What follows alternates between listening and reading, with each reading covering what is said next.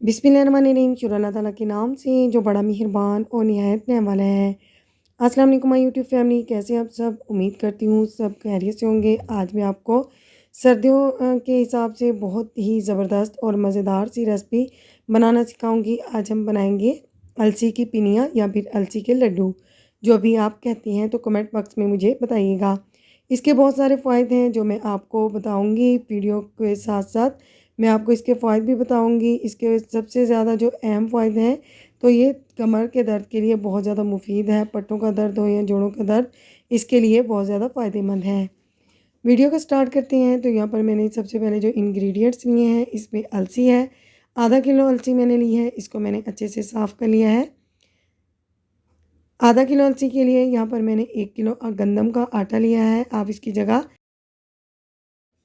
बेसन भी ले सकती हैं। गुड़ ले लिया है मैंने, ये भी 1 किलो गुड़ है। तो जितना हमने आटा लेना है उतना ही हमने गुड़ लेना है। सबसे पहले हम एक कढ़ाई ले लेंगे, इसे हम चूल्हे पर चढ़ा देंगे और फ्लेम को ऑन कर लेंगे। सबसे पहले हम इसके अंदर अलसी डालेंगे और अलसी को मीडियम लो फ्लेम पर 7 से 8 मिनट तक भूनेंगे। अलसी के बहुत सारे फ़ायदे हैं। ये एक बहुत कदीम तरीन खुर्दनी बीज है, जो कि हमारे ब्लड प्रेशर को कंट्रोल करता है, हमारे वेट को कम करता है, हमारी स्किन को ग्लो देता है। बहुत ही ज़्यादा इसके फ़ायदे हैं, जो हमारी स्किन के लिए भी फ़ायदेमंद हैं। इतना हमने इसे भून लेना है जब तक इस तरह से इसकी चटकने की आवाज़ ना आ जाए। देखिए अभी अच्छे से चटक गई है, तो हमारी जो अलसी है वो भून चुकी है। अब हम अलसी को निकाल लेंगे और इसके बाद हम आटा भूनेंगे। आटा भी हमने मीडियम लो फ्लेम पर भूनना है। आटा थोड़ा ज़्यादा टाइम लेगा। तो अब हमने अलसी को ग्राइंड कर लेना है। ग्राइंड कर लें या पीस लें। आटा ऐड कर दिया मैंने। अब हम आटे को भी अच्छी तरह से भून लेंगे।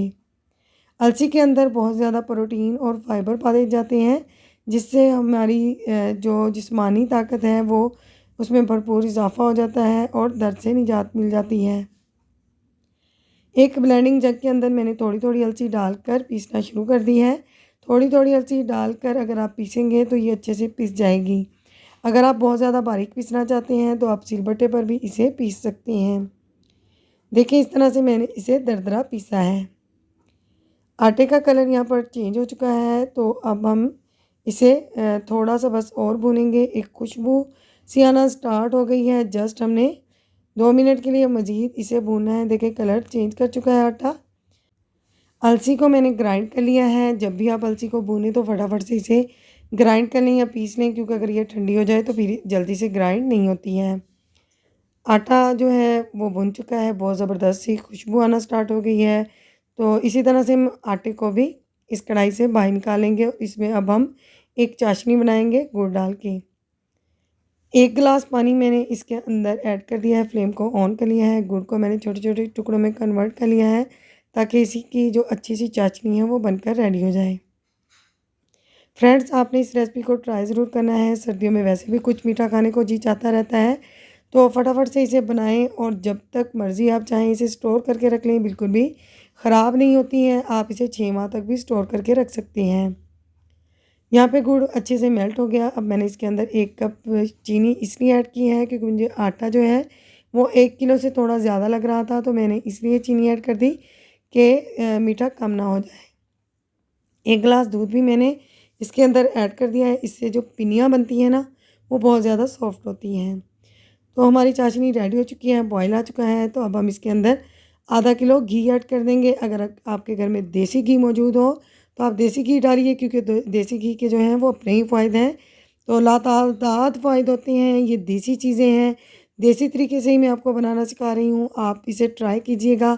अगर आपकी कमर में दर्द है, पट्टों में खिंचाव है, आपके घुटनों में दर्द है, तो ये आपके लिए बहुत ज़्यादा मुफीद है। इसमें फ़ाइबर और प्रोटीन की बहुत ज़्यादा मिकदार होती है। हमारी स्किन को ये ग्लो भी देती हैं।